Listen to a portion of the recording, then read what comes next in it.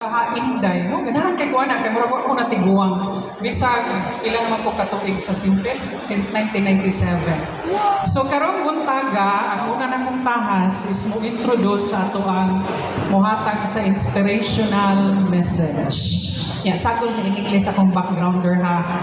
Gikan sa Vatican Council 1962 to 1965 on the mission of the laity to the church and lay empowerment o ang pagkahuman sa people power 1986 EDSA revolution nga atong i-commemorate karong adlaw.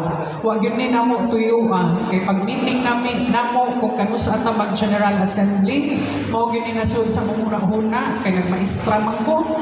So nasud sa akong nauna nga holiday, no? Unya di ay kay working holiday man ang i-declare. So may gani ang among eskwelahan sa University of San Carlos holiday. Siyempre, so mao na yung mga kuan kanang God's will. So after ato nakita nga ang political education gikinahanglan dili lang sa Cebu pero sa tibuok Pilipinas. So the National Movement for Free Election or NAMFREL was born. Ang atong speaker in a short while was a volunteer of NAMFREL in the first synchronized election after the EDSA revolution. Ang uban nga volunteers sa NAMFREL naka-decide nga magpadayon sa political education dinhi sa Subo ug pinanguluhan ni Mrs. Marilu Chongbian ang atong executive director. Kani sila best friends man ni sila, no? So mao ni sila yung mga pioneers of the Cebu citizens' involvement and maturation in people's empowerment and liberation nga namove na nila kaniadtong 1991. So, friends, to give us an inspirational message, let's welcome one of the pioneers of CSIMPEL, angay og matarong nga siya'y muhatag sa inspirational message. Let's welcome Mrs. Luella Alex.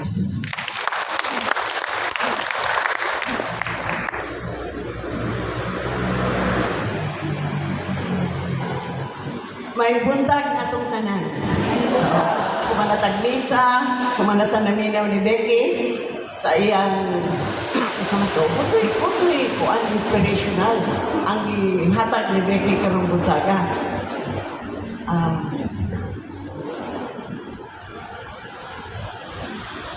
So, once again, we are gathered here for a General Assembly of CSIMPEL. I find it strange actually to be speaking before you. Kay sa panaw sa CSIMPEL, ako tig-erase the board lang ko pirmi sa among mga seminars. I always claim to be row 4. Unya, masuko si Marilu ni Adto kay dili lagi, apil lagi ka sa muhatag sa seminar. But that is part of the transformation that each one of us in the core group went through. Sa iluang ha, bubasa lang po sa akong speech kay I don't want to forget anything, nor do I claim to remember everything. So all these years, more than 30 years now, it has always been our executive director, Marilu Chongbian,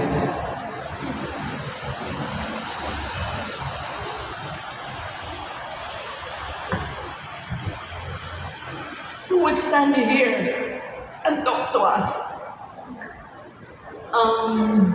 It is time you know that she is sick and she needs our prayers.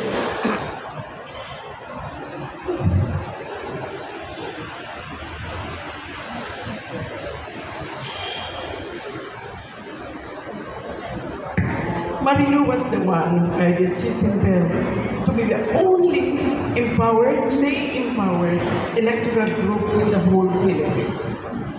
I remember Cardinal Vidal was always proud to come home from a CBCP meeting after elections because he was the only one who could proudly talk about a lay-empowered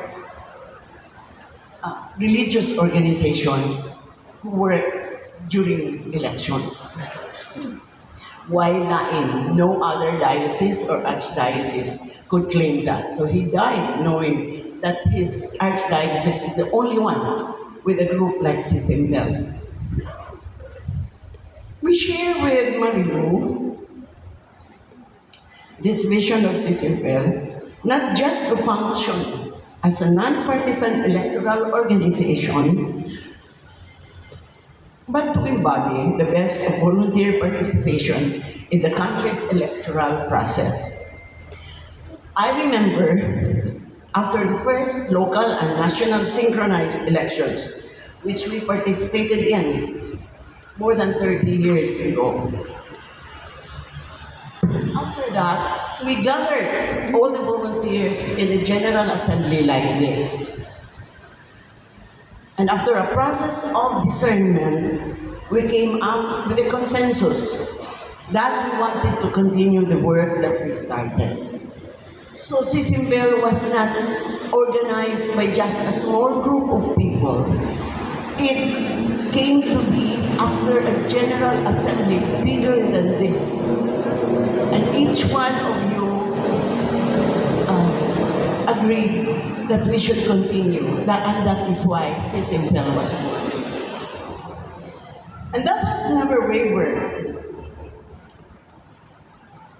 We continue to do God's work of giving political education and serving during elections as the citizens' arm of the Commonwealth in the Archdiocese of Cebu. Munang ang atong name, Sisimpel, Cebu Citizens, etc. etc.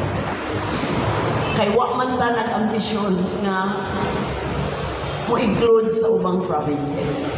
We are very realistic in our decision to do this only for the Archdiocese of Cebu. Kanang reality na muuray atong makutan. No? And I think I speak for all of us. Nga atong gipuy-an ang tinguha nga ang politikanong kausaban magsugod